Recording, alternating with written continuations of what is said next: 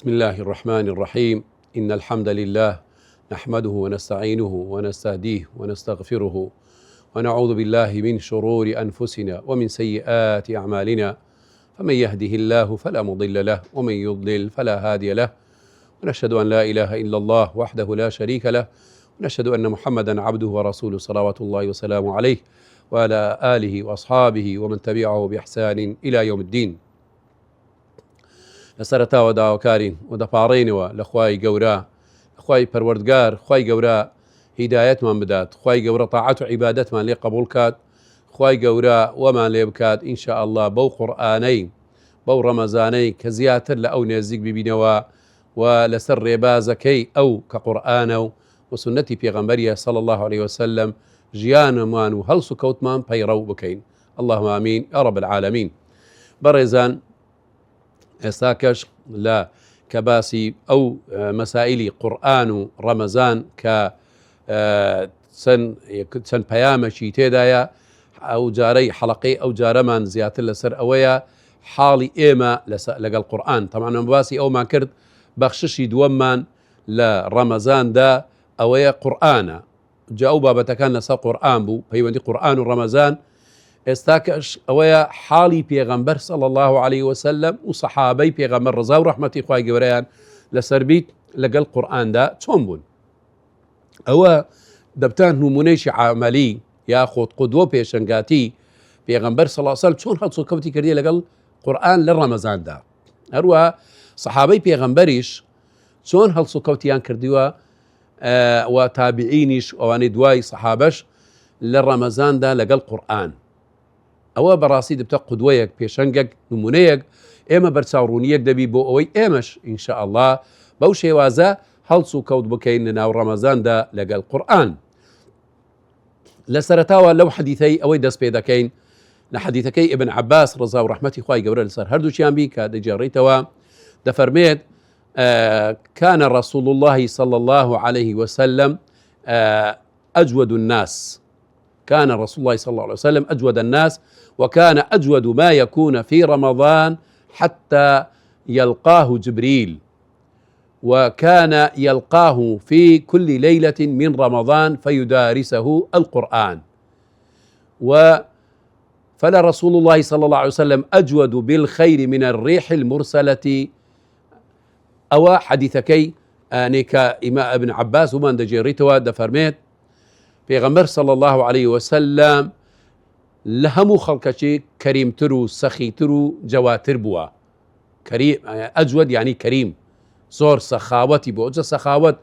لە تەمەن، لە عومر، لە کردەوەی چاکە، لە بەخشش، لە هەموو شتێک، ینی مطلقی کەڕەمە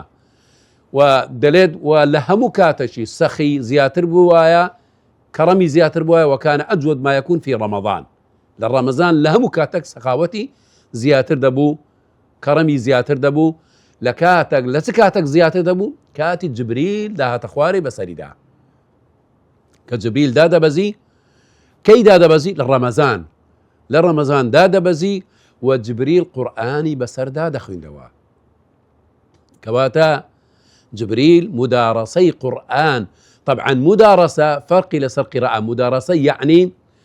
فەهم، تێگەیشتن، تەدەبور، ینی پرسیار و وڵام و مەعنا و واتا و ئەو بابەتانەی هەموو دەگریتەوە. مدارەسە ئەوەیە کە حەدیثەکەی پێغەمبەر صلی الله عليه وسلم کە دەفەرمێت ینی قەومێک لەناو ماڵێک لە ماڵەکانی خوای گەورە دانیشتوبن، ئەو قەومەیە مدارەسەی قورئان بکەن، قورئانی بخوێنن و مدارەسەی بکەن، یعنی تەحلیل و ڕاوە و تێگەیشتن و بابەتانە. إلا حفتهم الملائكة ونزل عليهم السكينة واستغفر لهم الملائكة في الملأ الأعلى، وحتى كوتاي حديثك كباسي دكات أو هم رحموا بزي ودعاء أوانا سك مدرسة القرآن دكن بويا جبريل كجوري ملائكتانا أمين الوحي للرمزان دهات أخواري بدهايبت بوشي زياتر مدارسي قرآني بو بيغمبري بكا صلى الله عليه وسلم، زياتر قرآني بسردا بخويني توا وكلين مفاهيم واتاو معنى كان قرآني بيغمبري صلى الله عليه وسلم تي بقيني مثلا أجر شتك نجيشتا بيغمبر واتاو دیلالەتەکەی یەکسەر جبریل بۆی شیر دەکردەوە سیفسارەکانی بۆ ڕۆن دەکردەوە. تەماشا دەکەین کەواتە یەکەم خاڵ و یەکەم نوقتە لە حاڵی پێغەمبەر لە ڕامەزاندا لەگەڵ قورئان ئەوە بووە جبریل بەو گەوراتی خۆی لەگە پێغەمبەری صلی الله علیه وسلم لە ڕەمەزان زیاتر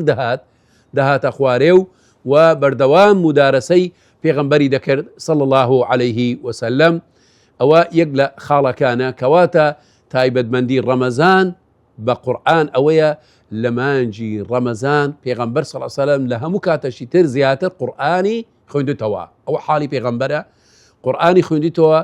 تەفەهوم و تێگەیشتن و تاو معنایەکانیشی هەمووی لەسەر ئەوە کردی، چونکە مدارەسە دەلێ معنای چییە؟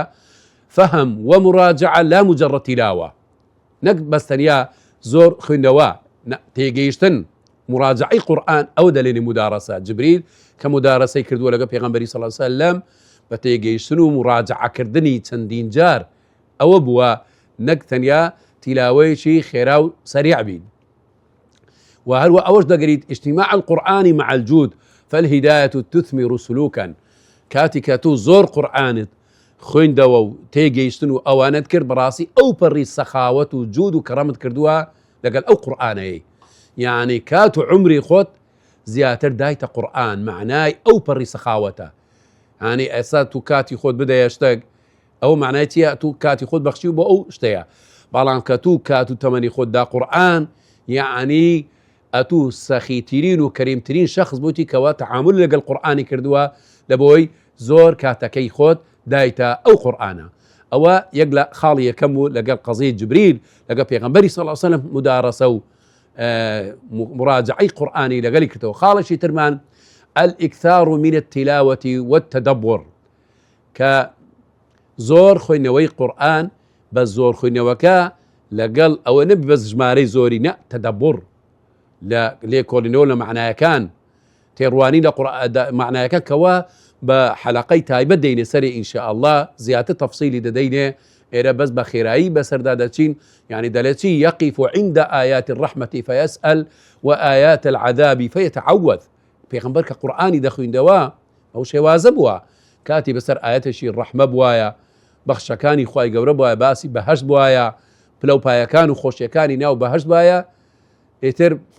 داوای دەکرد لە خوای گەورە ئەو شوێنە و ئەو بەخشانەی پێبەخشیت، یان باسی استغفار و تۆبە بایە، زیاتر تۆبە و استغفاری دەکرد پێغەمبەرمان صلی الله عليه وسلم. ئەگەر باسی عذاب و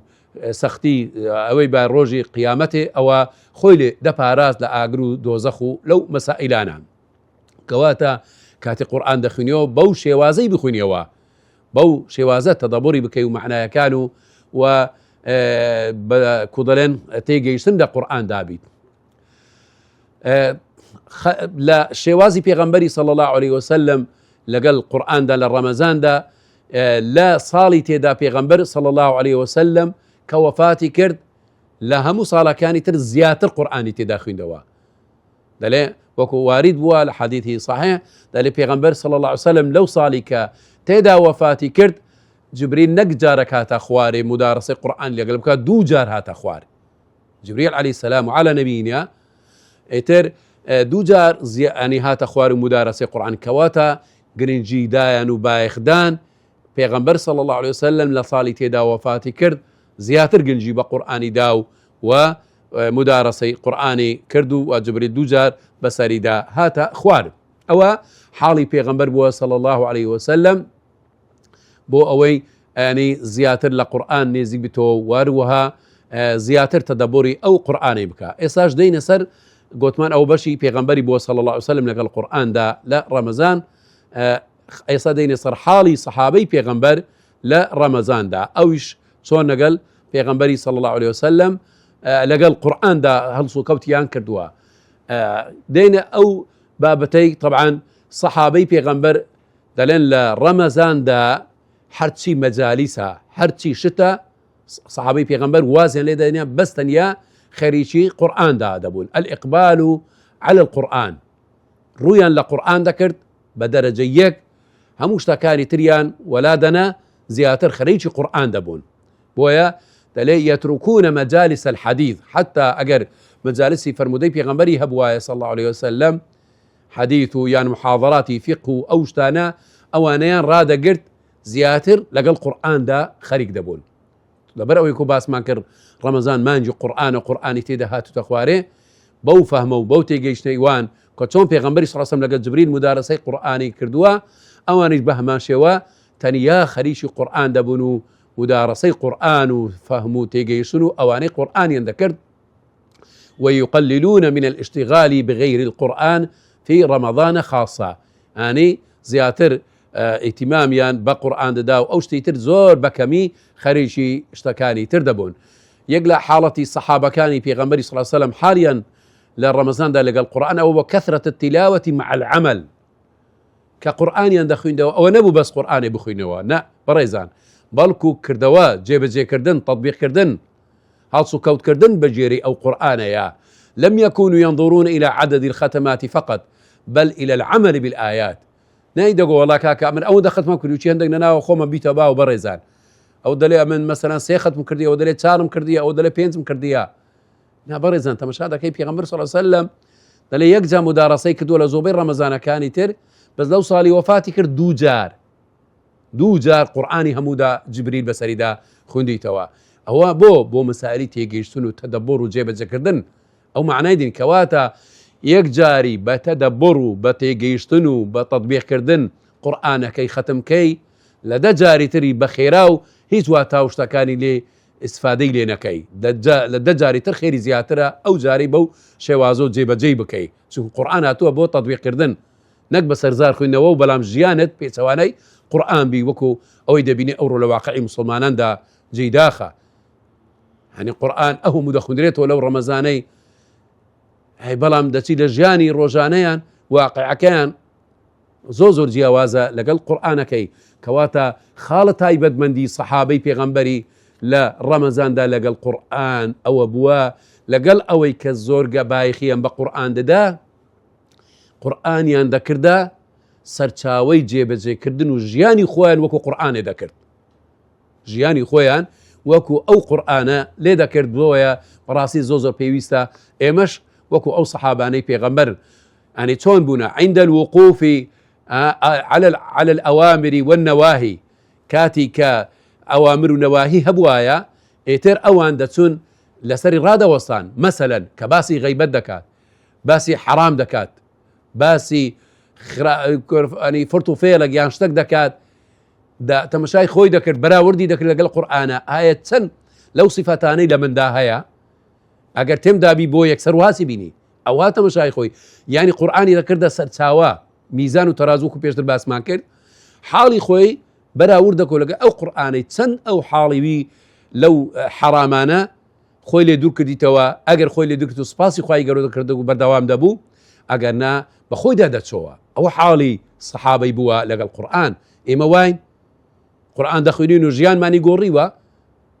جيان مان وكو قرآن لهاتوا لهم وسائل كان أو جاء أبو عبد الرحمن السلمي دفرمي كانوا إذا تعلموا 10 آيات لم يجاوزوهن حتى يعملوا بما فيهن. أبو عبد الرحمن السلمي دفرميت دلي صحابة كان دا آيات يندخوين دا آيات وقع إليه صحابية منهجي صحابية لو القرتني قرآن دا آيات يندخوين دوا دليل تجاوزي ودا آيات أنا ذكرت تماشان ذكرت هموي لا تيجيشتنو لا تطبيق كردنو وجياني روجانيان وكو أو قرآني أو دا آيات اللي ذكرت أو جد سنة سدا آيات تير أو منهجي صحابة يا دماني وكو صحابة كان قوربين كرضي الله عنهم ورضوا عنه أو لبر أو هو كاريبوا أوان باشترين قدوة وبيشنجي جيب جي وتطبيق كردني أو قرآن وبيا مكاني قرآن بنا وهروها يكلا شوازي صحابة كردن تعامليا لقل قرآن أويش بريزان أو أبوا قيام الليل بالقرآن أويش أو أبوا شوكانيا زنديدة كردوا بو قرآنيي بريزان شوكانيا زنديدة كردوا بو قرآني يعني تا نيوي شو لقل أو قرآني دا خريق دبن بريزان دبي إيمش وكو يعني أو يعني صحابانا لقل قرآن دا يعني كضلين بجين شو كان مان لشو نيوجي لا شێوازی خوێندنەوەی قورئانمان بە دوور و درێژی بخوێنین لە نوێژەکان و هەروە حاڵی سەحابەی پێغەمبەری صلی الله علیه وسلم ئەوە بووە